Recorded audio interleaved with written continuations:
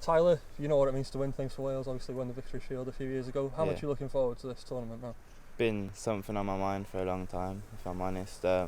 Obviously a great bunch of lads and we've got a good team, so just ready to go and prepare for the tournament with the training sessions, and then hopefully go into that first game against Greece and get the win and get through to the next round.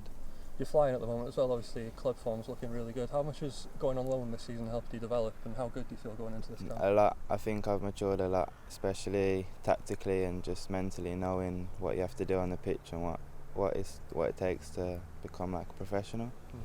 And you've got 3 teams to face, obviously. Do you know much about them? Obviously you've played England before, but do you know much about the other teams that you've been up against?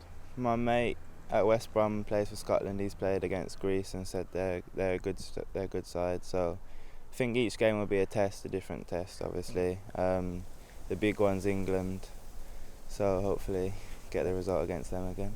Yeah, you get it again. You said you played England before at Bangor as well. Yeah. Hopefully it won't be raining this time, but how much are you looking forward to that game? Yeah, a lot. There's big, obviously, expectations, and hopefully get the fans to come down and watch the game and we can get the result that we need.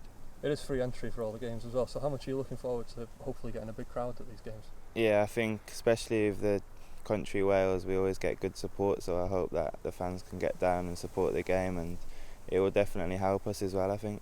And just finally, what would it mean to you to qualify for the elite round of this tournament, because you've done it with other age groups? Yeah, it's great. It's another opportunity, and hopefully we can get through to the final round, which has never been done before.